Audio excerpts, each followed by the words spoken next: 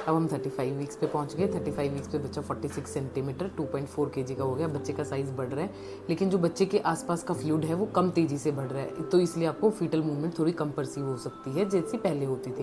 पहले किक्स और पंचिंग जैसा महसूस होता था, अब रोलिंग मूवमेंट जैसे लगेगा। बच्चे का वेट बहुत तेज़ी से गेन हो रहा है क्योंकि बच्चे की बॉडी पे अब फैट डिपॉजिट हो रहा है। अगर तो कोई प्री टर्म डिलीवरी होगी तो बच्चा आपको स्मॉल और थिन लगेगा, अगर पूरे टर्म डिलीवरी होगी तो बच्चा चब्बी चब्बी मोटा मोटा सा लगेगा।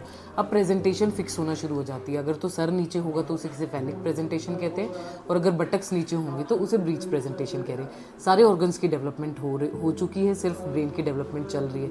अब मदर में क्या होगा वो मैं आपको बताती हूँ। मदर को बैठने में, उठने में, चलने में, सब में दिक्कत होगी।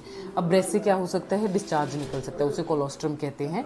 वो कोलोस्ट्रम बच्चे के लिए बहुत ज़रूरी है, तो इसलिए आप अगर आपको ज़्यादा डिस्चार्ज हो रहा है, ब्रेस्ट पैड्स और फीडिंग ब्राज अब ले सकते हैं। इस टाइम अब पेशेंट को क्या है, यूरिन की फ्रिक्वेंसी बहुत ज़्यादा बढ़ जाती है क्योंकि जो यूट्रस है वो यूरिनरी ब्लैडर को कंप्रेस कर रहा है। स्टमक की क्या होगी, बीच बीच में हार्डनिंग होगी जो 15 से 20 सेकंड रहेगी, उसे ब्रैक्सटन हिक्स कॉन्ट्रैक्शन कहते हैं, और वो पोजीशन चेंज करने में, रेस्ट करने में चली जाती है। इस टाइम मदर को एसिडिटी, जीआई रिफ्लेक्स, कॉन्स्टिपेशन ज़्यादा होगा। अब इसे स्लीप इश्यूज हो सकते हैं, मूड स्विंग्स होंगे, कभी हंसने का मन करेगा, कभी रोने का मन करेगा, तो ये सब चेंजेस मदर में होंगे। अब आपने करना क्या, आपने अपना हाइड्रेशन बहुत अच्छा रखना है, अपना फ्लूइड इंटेक अच्छा रखना है। उससे क्या है, बच्चे के आसपास का पानी अच्छा रहेगा, बच्चे की ग्रोथ अच्छी रहेगी। अगर नीचे ब्रीच प्रेजेंटेशन है, बच्चे का पानी अच्छा होगा तो 37 हफ्ते तक बच्चा घूम भी सकता है। अगर मदर को कोई बीपी, शुगर, लीवर या थायराइड की दिक्कत है, इस टाइम सिवेरिटी बढ़ जाती है, तो आपको सुपरविजन में रहना है।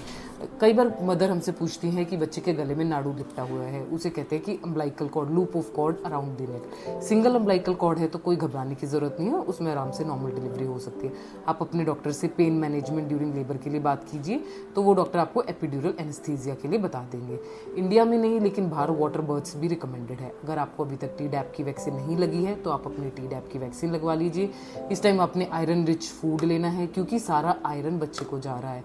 अगर आपको नीचे के रास्ते कोई दिक्कत हो रही है तो डॉक्टर आपका वजाइना या यूरिन से कल्चर लेंगे और उसमें देखेंगे ग्रुप बी स्ट्रेप्टोकोकस का इन्फेक्शन तो नहीं है, और अगर वो ग्रुप बी स्ट्रेप्टोकोकस का इन्फेक्शन पॉजिटिव आता है तो आपको एंटीबायोटिक्स लगेगी ताकि बच्चे को कोई दिक्कत ना है।